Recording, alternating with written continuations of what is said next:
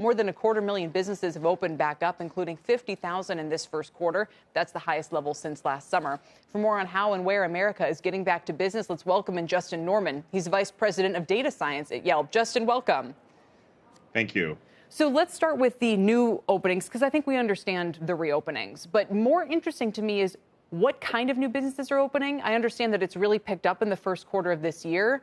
And it reminds me of this YOLO economy article, the great article in the New York Times the other day. So what's driving this and where are we seeing it happen? Yeah, so thank you. As you mentioned, new business openings have reached their highest levels in the last 12 months as a lot of entrepreneurs have leveraged new skills to pivot into business ownership, even throughout the difficult year. And in Q1, a lot of the restaurant and food businesses, as well as home, professional, local, and auto services, were leading the charge in terms of new openings. And Yelp's data shows particularly interesting spikes in new business openings for restaurant and food businesses that cater to takeout, outdoor dining, and other COVID-19 safe activities, as well as bakeries and dessert shops as people take their baking hobbies that they may have developed during the pandemic and develop them into new ventures. And finally, in that professional, local, home, and auto sector, people spent a lot of time at home and in their neighborhoods at the beginning of the pandemic. So, of course, those sectors are increasing. But as we sort of got the hang of it and decided that we were going to go on vacation within driving distances, those auto services are also starting to see increases. Wow. So there's quite a bit to pay attention to there. And pickleball, am I right? Seeing activity there? Sure. So pickleball experienced a resurgence of recent interest of about over 200%, in particular in Missouri and Kansas from the Q1 of this year.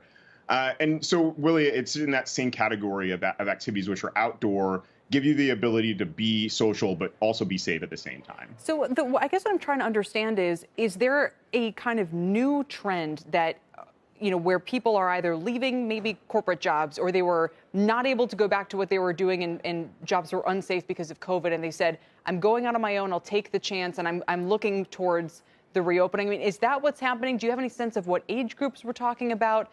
I understand that real estate has also been a big driver and maybe all of the activity there. Sure. So, kind of starting with the types of businesses that are opening, you're seeing things like bars and sandwich shops, breakfast and brunch shops, massage therapists, and also those sorts of categories definitely lead the charge in the new openings as well as reopening. So I think there's definitely something there in terms of people who may have transitioned into different careers and going after ideas that they previously may not have done before. And then you mentioned as well real estate. Well, the pandemic home buying frenzy is still going on, and it's evident in the new business openings.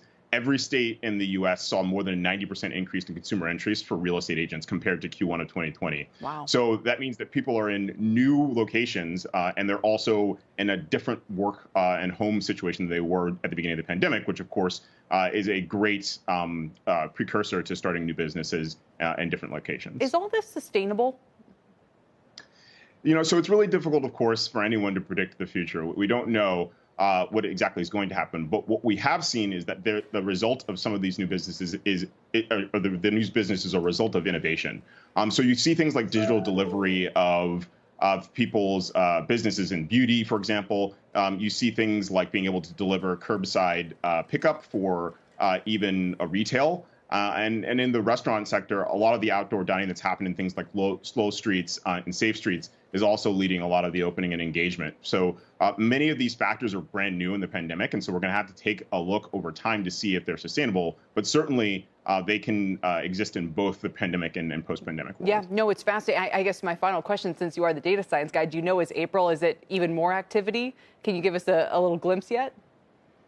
So as a data science person, I would definitely not want to share anything until we have a chance to do the analysis. But what we do see in the past year, when we had May occur in April, was that these trends definitely followed the pandemic caseload as well. Now with vaccinations and also reopening occurring at the national level in more areas, we expect that to continue. Yeah, you'd have to almost expect a boom at this point. It'll be really interesting to see. I know anecdotally I see them springing up everywhere. Shepard Smith here. Thanks for watching CNBC on YouTube.